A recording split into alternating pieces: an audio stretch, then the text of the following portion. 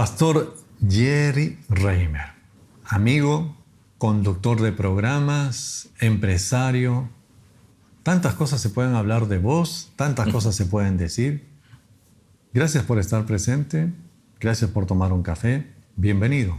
Gracias, Eric. Es un honor poder pasar este tiempo contigo aquí, a tomar ese rico cafecito que ya es lo que va a estar bueno y bueno compartir con nuestros televidentes en este día de lo que Dios ha hecho en mi vida. Exacto. Hablar de tu vida es algo apasionante. Y los que te conocemos podemos ver que Dios hace las cosas con milagros. Así es. Y cambia a las personas de una manera radical y definida. Sí mismo. Entonces, para llegar a ese punto tenemos que empezar desde un principio. Y ese principio es de cuando eras niño, de cuando estabas en esa edad de familia, y cómo era esa vivencia, cómo era ese Jerry de niño. Bueno, la verdad es que el Jerry de niño fue un personaje muy calladito. Yo me escondía de las masas, de mucha gente, lo contrario que hoy día, ¿no? Como mencionaste, aparezco mucho enfrente de la televisión y en radio, pero el Jerry de niño fue un niño que se encerraba mucho.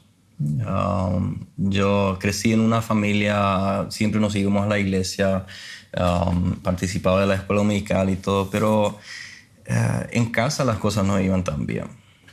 En aquel tiempo mis padres se peleaban mucho y nosotros como hijos sufríamos de eso también. Creo que por una parte también la falta de atención de mi papá nunca fue malo con nosotros, nunca fue violento, pero fue ausente. Yo le sentía ausente y eso creaba que yo me encerraba y no compartía mis sentimientos porque sentía que lo que yo pensaba o lo que yo era no tenía valor. Y de esa manera crecí mi niñez, ¿verdad? Pasé en la escuela, o sea, sí, en la escuela primaria, era el chico que se iba a sentar bien en la esquina, el pequeño rubio que nunca iba a levantar la mano, ¿verdad? Tímido ahí. Sí, tímido. Y tal vez la única oración que enviaba al cielo en ese tiempo era: Dios, no, o sea, no permitas que la profesora me apunte el dedo para que yo hable, ¿verdad? Tratar de que los demás no sepan que estás. Así es. ¿No? Sí, yo no quería que nadie se enterara, especialmente de mi tristeza. Pasaba por mucha tristeza en mi niñez, ¿verdad? Guardaba mucha tristeza en mi corazón. Y eso pasa normalmente, ¿no? Pasa cuando la gente nos pregunta, ¿no? Jerry, ¿cómo estás? ¿No? Y lo primero que decimos, bien. Sí. ¿No? Sí, claro. Ahí es como que nos ponemos la coraza, sí, y nos ponemos fortalecidos, ¿no? Sí. Y hasta ahí vamos, ¿no? Creo que tal vez por eso también, parte de la razón por la cual nunca quería hablar era porque sabía que si me callaba no se enteraba nada de mí. Pero si hablaba tenía el miedo, tenía el temor de que la gente de repente iban a ver algo que había dentro de mí, ¿verdad? Y que iban a ver la confusión y el desastre como yo me veía, ¿verdad? Y no quería que la gente se enterara de cómo era yo. Entonces prefería callarme, ¿no? Encerrarte en tu mundo. Encerrarme en mi mundo. Y ese encerrarte en tu mundo también, por un lado, te hizo llegar a ser puber, a la juventud. ¿Y cómo era la juventud? Mi juventud, tan pronto que yo no necesitaba, o sea, que mis padres no me obligaban más a ir a la iglesia. La verdad es que más bien para la escuela dominical siempre tenía que ir. Después, cuando pasé la edad, tenía 12 años, cuando ya no me obligaban más y no quería más saber nada de iglesia. Hasta entonces había escuchado las historias bíblicas, ¿verdad? Como todos los niños en la escuela dominical, pero no quería más saber nada de eso porque yo veía una contradicción tremenda en mucha gente que se iba a la iglesia, incluso nuestra familia, ¿verdad? Con lo que decía la Biblia, con lo que escuchaba de las historias de la Biblia. Y no veía un propósito en ello, pero así como todos tenemos ese deseo, Eric, ese deseo de que nos vaya bien, queremos tener gozo en la vida, queremos alegrarnos por algo, ¿verdad? Y yo no veía alegría en la iglesia, yo no veía alegría en la gente que se profesaban ser cristianos, ¿verdad?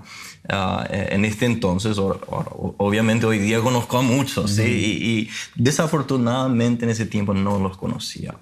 Las personas que conocía que se profesaban ser cristianos, muchos de ellos llevaban una cara larga, amargada, y yo no quería ser una persona así.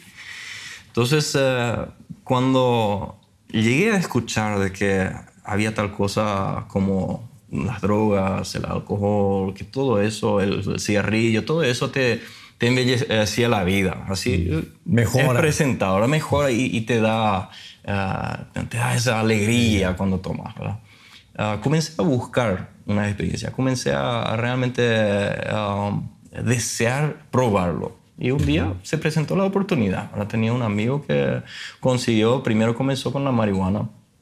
Y en cuanto a eso, yo creo que habré tenido como 14 años recién y me dio a probar. Y la verdad es que la primera vez yo creo que habrá sido la calidad de la marihuana que nos dieron, que eran hojas nada más. No me hizo mucho, pero me dio esas ganas de probar más. Porque los otros se reían, fumaban y se reían, ¿verdad? Yo dije, yo también quiero poder reírme así, ¿verdad? Claro. Pero no quería algo fingido. Claro, una curiosidad. Una curiosidad. Y eso me llevaba a buscar más. Eventualmente conseguimos marihuana también un poco más fuerte y después la cocaína. Comencé a consumir bastante cocaína cuando tenía 16 años. Ser dependiente ya. Entraba en una dependencia a la cocaína. Yo diría que no fui dependiente en ese tiempo de la cocaína porque no podía tenerlo todos los días por falta de platita también en ese tiempo. Ganaba poco todavía y bueno, era menor de edad. Parte de mi dinero tenía que ir a mis padres. Pero la marihuana sí, comenzó a llegar a ser parte de mi cada día, ya en ese tiempo. Y más todavía después, a los 17 años, vi la oportunidad de escaparme de casa prácticamente. O sea, no era en silencio, pero era más bien, no le daba opción a mis padres. Yo les dije, no, yo me quiero ir, me quiero salir de acá. Yo nací en Canadá, entonces mediante eso yo tenía papeles canadienses, no necesitaba ni la firma de mis padres para salir, aunque era menor de edad, porque nací allá, entonces voy a casa, ¿verdad? Si lo ve el gobierno. Entonces pude agarrar mis cosas, vendí la moto que tenía y con eso me compré un pasaje y llegué allá con nada. La aventura total. Una aventura total, o sea, con un amigo que yo conocía de antes que estaba allá, ¿verdad? Y él entonces me invitó a quedar con él ahí un tiempo hasta que consiguiera un trabajo, etcétera, ¿verdad? Y bueno, ahí las cosas se iban también de peor en peor. Aunque una bendición que experimenté mediante eso fue que la cocaína era tan cara allá y yo no tenía plata y había un valor que hoy día yo me doy cuenta que lo que a los jóvenes y a los adolescentes les salva de entrar en las adicciones, de entrar a probar drogas, o también que les ayuda a salir después si es que se metieron, son los valores. Cuando tenemos valores en nuestra vida, esos nos protegen. Y uno de los valores que yo tenía era que yo nunca iba a robar. Eso yo me lo había propuesto ya desde chico, que robar, yo no quería que otros me roben y yo no voy a robar, no importa lo que cueste, ¿verdad?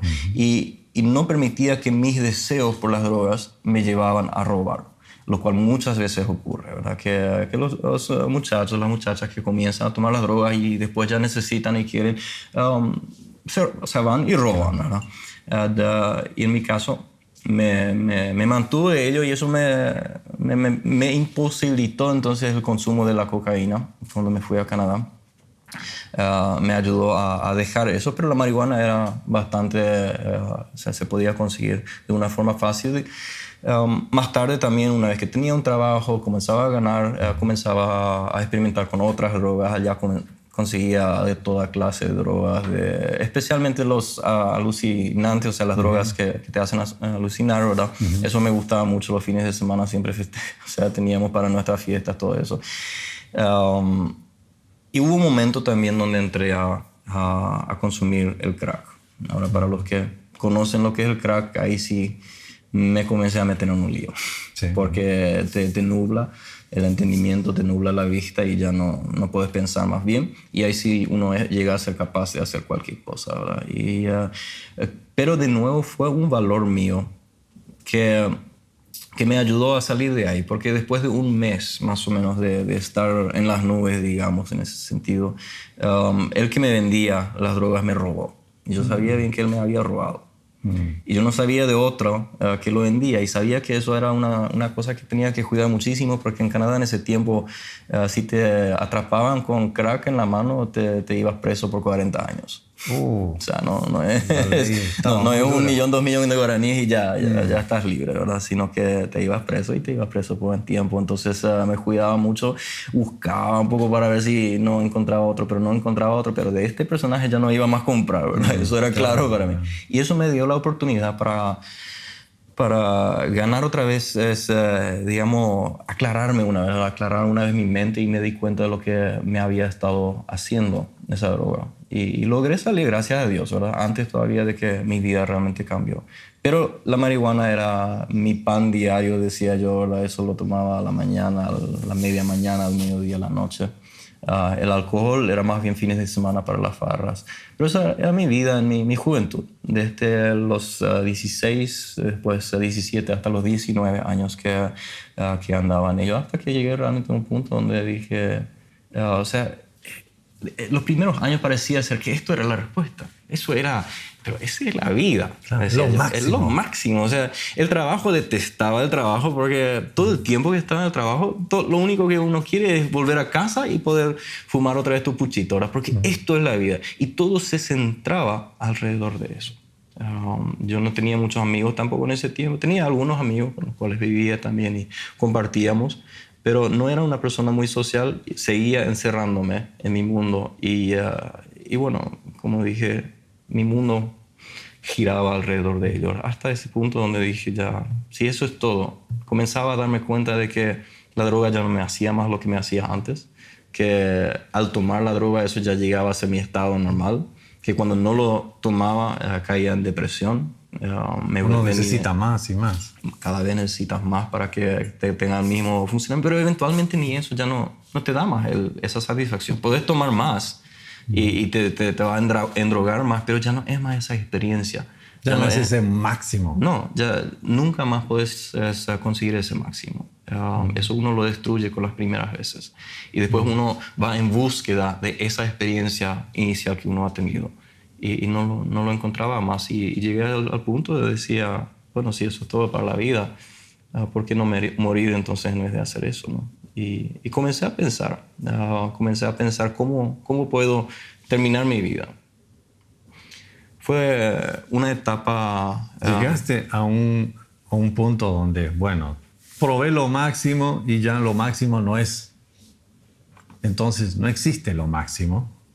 Y entonces allí, ¿qué hay después de eso? Y pensaste en decir, bueno, hasta acá y ya terminar esto. Sí, bueno, llegué al punto donde decía, sí, porque por un tiempo yo dije, bueno, esta es la respuesta para tener una vida feliz. Sí.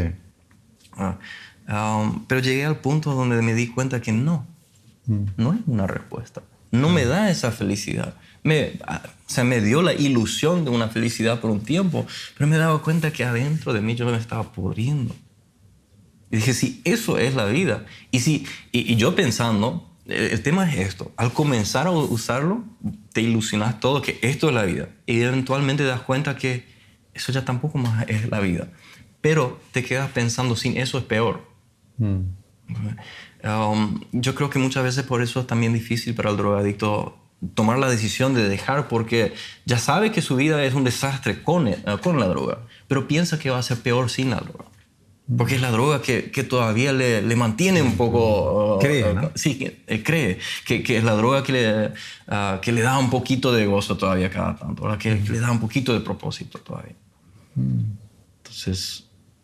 eso fue mi vida. Son verdades, ¿no? Que se pueden hablar de una manera abierta, que la gente tiene que desarrollar, enterarse y ver de que al fin y al cabo faltaba, ¿no? Sí. Al fin y al cabo uno está allí en nada. Así mismo. ¿Cómo es que sales de ese pozo? Cuento mi experiencia y veo que cada persona tiene una experiencia propia, pero al final voy a llegar a unas conclusiones que he aprendido de ello. En mi caso, cuando llegué a este punto donde decía, si eso es todo para la vida, mejor terminarlo, comenzaba a pensar en maneras cómo podía quitarme la vida. Pero no podía tomar la decisión de quitarme la vida porque había algo dentro de mí que decía, ¿y qué si hay un propósito? ¿Y qué si hay un camino? ¿Sos joven todavía? ¿Qué si terminas la vida ahora y te das cuenta de que sí había algo que no descubriste simplemente porque fuiste estúpido al no tomar esta iniciativa de buscar? Porque yo hasta ese entonces no había realmente buscado. Sencillamente había dejado que la vida venga como venga, ¿verdad? Y eso me inquietaba. Junto con un amigo vivíamos entre tres en una casa y uno de mis amigos también estaba pasando. O sea, con él comencé a hablar de esa frustración. Y él me compartía su frustración también. Y comenzamos a hablar de nuestras frustraciones. Y yo creo que ahí está el primer principio. Tenemos que hablar. Tenemos que hablar de las cosas que nos molestan. Tenemos que abrir nuestro corazón acerca de las cosas que nos molestan. Y no hace falta irnos a un pastor. Puedes irte a otro drogadicto si eres uno. Eso lo descubrí ahí. Los dos éramos drogadictos. Los dos éramos personas frustradas. Y comenzábamos a compartir nuestra frustración. Y como si fuera que en medio de este compartir, los dos de repente comenzamos a pensar, ¿y qué si hacemos algo con nuestras vidas? ¿Qué si hay algún propósito? ¿Qué si encontramos algo que nos dé alegría en la vida? Algo que nos dé un propósito. Y decidimos visitar una librería cercana en la ciudad. Eso fue en Canadá, en la ciudad de Winnipeg. Y nos fuimos a una librería, nos hicimos miembros y dijimos, vamos a ir a leer y ver qué dice el mundo de la vida. Y comenzamos a traer libros en casa. Te digo, de todas clases de libros raros. Comenzamos a leer acerca de palmastría, cómo leer las manos, de astrología, leer las estrellas, de espiritismo, de profecías, pero de una forma mundana, digamos. Y mediante todo eso, mis ojos de repente comenzaron a abrirse a otro mundo. Y comencé a entender que literalmente no es solamente lo que yo veo y lo que yo puedo tocar, lo que es real, sino que hay un mundo espiritual. O sea, por un lado ya comenzaba a creerlo a través de los libros que leíamos, etc. Pero hubo también experiencias. Teníamos un amigo que era de los Hells Angels, los ángeles de infierno, se dice, en Estados Unidos y Canadá. Algunos van a saber quiénes son ellos. Fue una de las mafias más grandes anteriormente, hoy día ya son más débiles, pero un amigo que siempre nos proveía de las drogas y nos enteramos de que él a él le gustaba todo el tema del espiritismo y él había estudiado algo de eso. Y tenía así contacto con espíritus, digamos, ¿verdad? Y nos hizo ver algunas cosas que de repente me abrieron los ojos a que el mundo espiritual no es nomás una estipulación, no es nomás una creencia, es una realidad. Y eso no me permitía, no me daba más paz. O sea, me inquietaba. Me inquietaba de que si hay un mundo espiritual, ese mundo no va a morir. Si hay un mundo espiritual y yo soy un ser espiritual, entonces yo tampoco voy a morir. Aun si mi cuerpo muere, yo no voy a morir. Pero ¿qué pasa conmigo? Y digo, entonces, ¿qué pasa conmigo después de que este cuerpo muere? Y me comenzaba a inquietar. Y yo sabía que la Biblia hablaba de eso. Pero no quería saber nada de la Biblia. Hasta entonces, el Señor de repente me confrontó. Hoy día yo sé que fue Dios, ¿verdad? Pero yo pensé que era mi mente, ¿verdad? Recibí esta confrontación que me decía, ¿por qué realmente? ¿Cuál es la razón por la cual has rechazado la Biblia todo ese tiempo? Y me di cuenta que la razón no era la Biblia por la cual rechazaba la Biblia, ni Dios, sino la razón por la cual rechazaba el libro de la Biblia era porque tenía un rechazo hacia las personas que se profesaban ser gente del libro. En otras palabras, las personas que yo conocí que se profesaban ser cristianos, yo no podía reconciliar la vida de ellos con lo que era la Biblia y les identificaba a ellos con la Biblia y decía que yo no quiero ser así como ellos, y si ellos son gente de la Biblia, yo no quiero ser así. Los hipócritas. Así es. ¿No? Así es. Hipocresía. Yo dije, yo no quiero ser un hipócrita. Y esas personas que se profesaban ser cristianos, yo dije, si eso es ser una persona del libro, ¿verdad? Ser una persona, un hijo de Dios, yo no quiero ser ello. Y de repente me vino esa confrontación en mi corazón que me decía, pero ¿quién te ha dicho que esto es ser cristiano? ¿Quién te ha dicho que esto es ser hijo de Dios? Si vos mismo no te has ocupado en buscarme en la palabra de Dios, ¿verdad? Y me conseguí una Biblia. Yo dije, yo voy a leer por mí mismo. Voy a poner al lado todo lo que me han dicho, lo que me han contado, y netamente voy a leer la Biblia a ver qué me dice. Ahora ya soy grande, dije yo, ¿verdad? 19 años, estaba por cumplir. Voy a leerla por mí mismo, y si no me convence, por lo menos ya puse al lado esa duda, ¿verdad? Pero fue impresionante cuando comencé a leerla.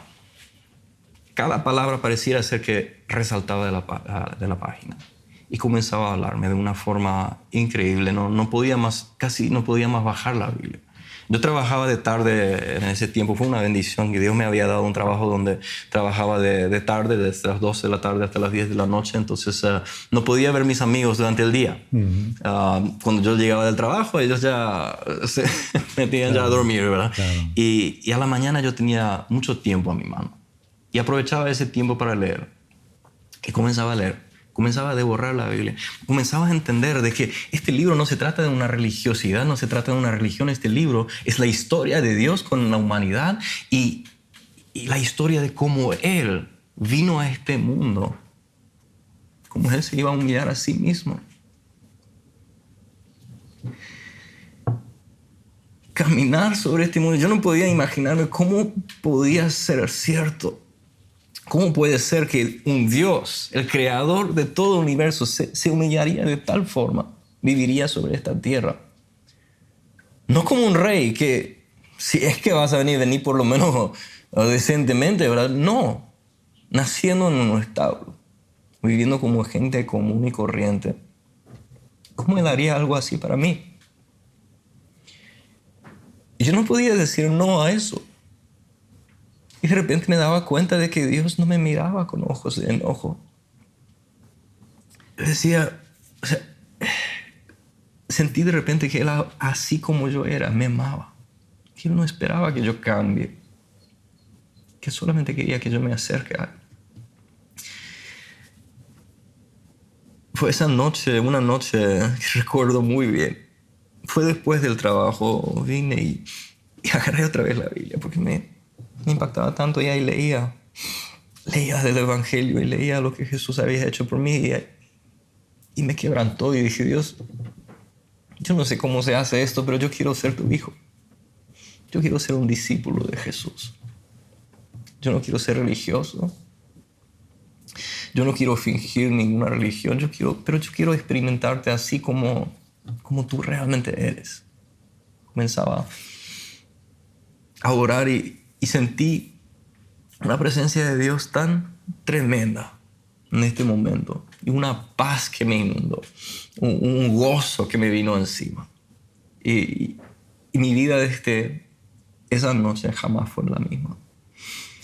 Lo que yo no sabía en este momento, que mi amigo en esta misma noche también había tomado la misma decisión de seguir a Cristo. También los dos estábamos caminando, andando juntos, digamos, ese trecho. Él comenzó a leer la Biblia conmigo, juntos comenzábamos a discutir acerca de lo que decía, y nos preguntábamos, ¿será que es cierto eso? ¿Verdad? Y en esa noche, cuando los dos tomamos la decisión, el día siguiente yo estaba otra vez leyendo mi Biblia, y él vino de arriba teníamos, en el segundo piso teníamos nuestros dormitorios, y vino él hacia abajo y me sonríe y me dice, yo veo que vos tomaste la misma decisión que yo. Fui transformado, cambiado, éramos diferentes, ya no éramos las mismas personas. El tercero, como dije, vivíamos entre tres en la casa. El tercero se rió de nosotros. Decía, ¿ustedes se van a volver religiosos ahora? Le dijimos, no nos vamos a volver religiosos, solo que esto es real. Creemos que esta historia es real porque hizo algo en mí, me cambió. Yo voy a seguir viviendo mi vida. Y el tema es eso, algo que yo entendía ahí, que Dios no esperaba, de que yo primero me hiciera un santo para acercarme a Él. Yo pensé que podía seguir viviendo tal vez la vida así como la vivía. Y Dios me comenzaba a ir mostrando las cosas que yo tenía que cambiar y por qué. Tenía música, nos considerábamos metaleros, entonces escuchábamos mucha música que tenía influencia muy negativa. Y sentí que eso me tenía una mala influencia en mi vida. Yo quería ser un hijo de Dios ahora. Y sentí que tenía que deshacerme de las músicas que no le agradaban. Entonces comencé a buscar. Agarré todos los CDs, que todo estaba mezclado. Tenía que buscar cuáles eran los míos y comenzaba a tirar. Y mi amigo viene y dice, ¿qué estás haciendo? Y le expliqué. Le dije lo que yo sentí que Dios me había dicho a mí. Lo que él va a hacer con su CD, eso dependía de él. No, yo también lo voy a hacer. Decía. Comenzamos, nos sentábamos y pasamos CD por CD. Y había sido que todo terminamos tirando todito los CDs, con la excepción de un CD de White Cross que mi amigo había guardado por ahí que nunca escuchábamos, pero en ese día nos enteramos de que él tenía un CD de una música cristiana y ese CD lo escuchábamos todo el día, todos los días por las siguientes semanas hasta que encontramos una librería cristiana donde podíamos encontrar CD. En aquel tiempo no había todavía YouTube y todo eso lleno de música, ¿verdad? Pero ahí comencé una transformación en mi vida.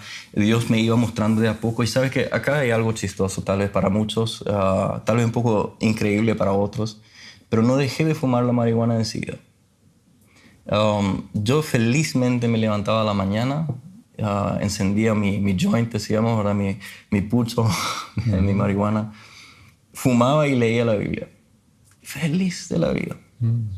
En nuestra pequeña iglesia, primero de 2 y después de un mes el otro decía así, eso es el cristiano, yo también quiero, decía. Y él se arrepintió, lloró, se arrepintió de sus pecados. Lo que no sabíamos que fumar marihuana era pecado. O sea, sencillamente no habíamos leído en la Biblia que era un pecado. Entonces, solamente porque personas lo habían dicho, nos dimos cuenta de que lo que la gente dice no siempre es cierto. Ahora, después con el tiempo, después de unos meses, el Señor me confrontó. Me dijo, mira, esto por esto y esto y esto está mal que esté fumando. ¿Verdad? Y ahí dije, Señor, lo siento. Le pedí perdón, lo dejé y no volví. Para mí fue un proceso no tan difícil. Para la mayoría de la gente, dejar las drogas, salir de las drogas es un proceso largo, doloroso. A veces les cuesta muchísimo. En mi caso, lo dejé y muy poco después de eso encontré una iglesia donde la primera vez que nos fuimos, un amigo nuestro nos insistía. Nosotros no queríamos saber nada de iglesia. Porque lo que sabíamos de iglesia era lo que no queríamos. Claro. Y acá habíamos tenido una experiencia con Dios que pensábamos que éramos los únicos elegidos de Dios acá en la tierra. No sabíamos que existía otra gente avivada. O sea, que habían tenido esa experiencia con Dios, esa transformación. Vivíamos milagros, habíamos tenido encuentro con ángeles.